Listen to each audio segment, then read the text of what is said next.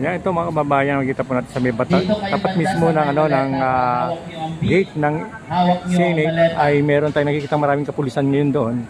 At ito nga nakabarikada dito yung yung mga yan, hindi mo matalim yung hindi mo matalim yung nila. Bigay ng mga may mga patusok-tusok Yan din naman. Pero makakasugat din siguro to mga kababayan Matalim-talim din Ayan, at dati nung tayong nag-update dito, wala pang ganito Wala pa tayong nakikita ganito at mga shield lang ng mga kapulisan yung kanilang pananggalang. Ito ngayon medyo safe sila rito kasi meron silang na barikada na. Ayan yung mga hanggang sa may bandang unahan doon, meron din doon pinapaikutan itong lugar ng Senate. Ayan, kaya yung programa mga kababayan ay dito lang sa may bandang unahan doon, Doon lang yung program. Hindi na pwedeng pumasok dito. Kaya mag-start na yung programa mamaya.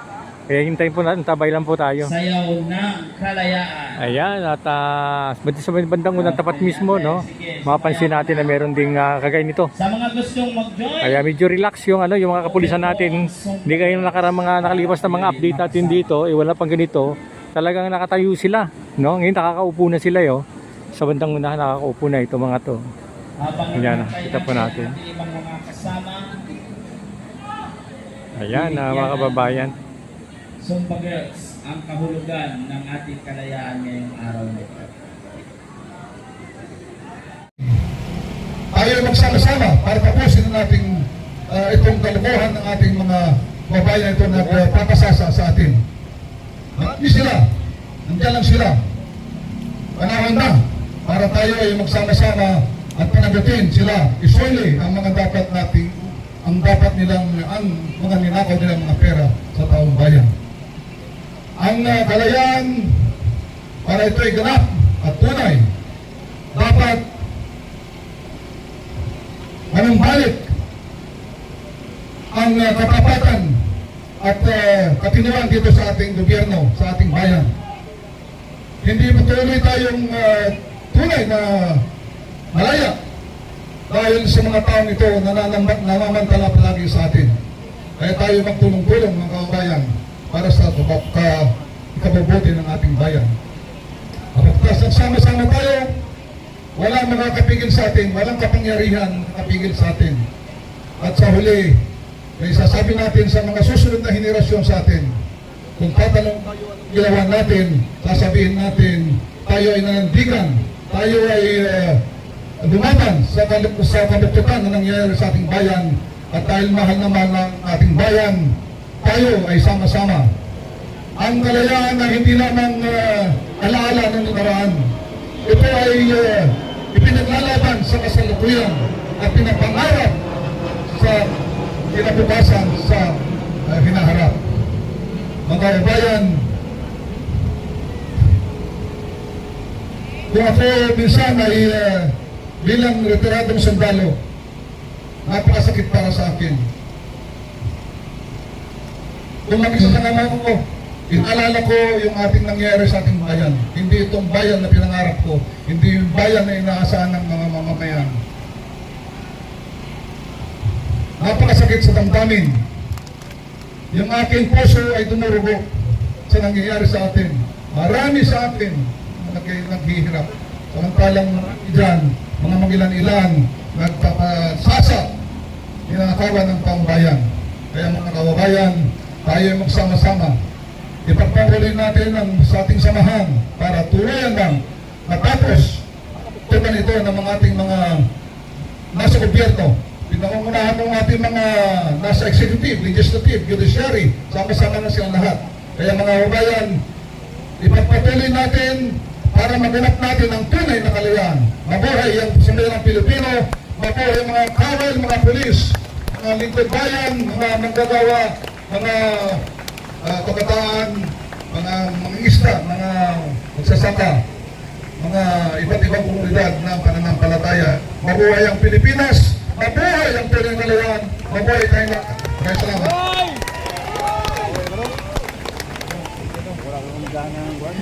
Maraming salamat po, Tito Jen. Siyempre, nais ko po munang batiin ang aking kaibigan na nagmula pa sa Cebu. Cebu. Ang aming jam magno noon at walang kupas.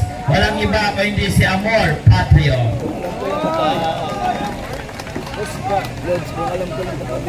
Kaso ayaw niya magsalita eh. Ayan na. Ayan na. Baba na.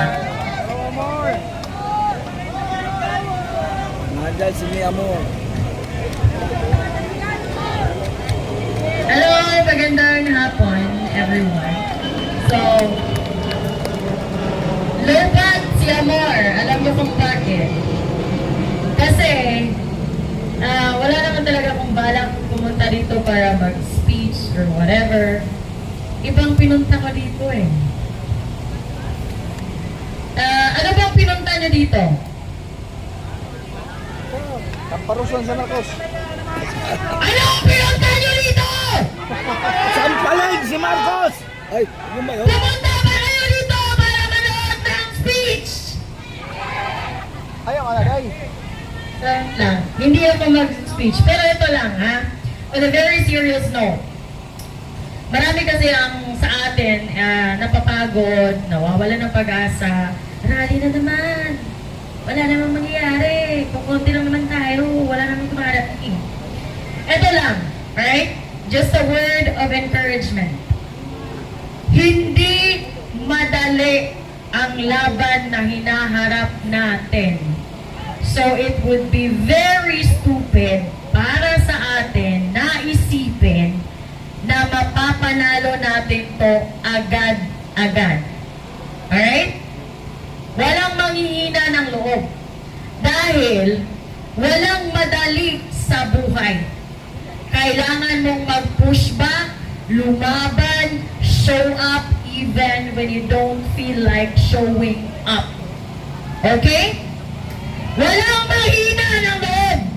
Walang susuko. Dahil kung ang putang inang gobyerno ay napaka-persistent na magnakaw, kung ang motivation nila ay pera-pera lang pero hindi sila tumitigil, dapat ang mga mamayang Pilipino mas persistent.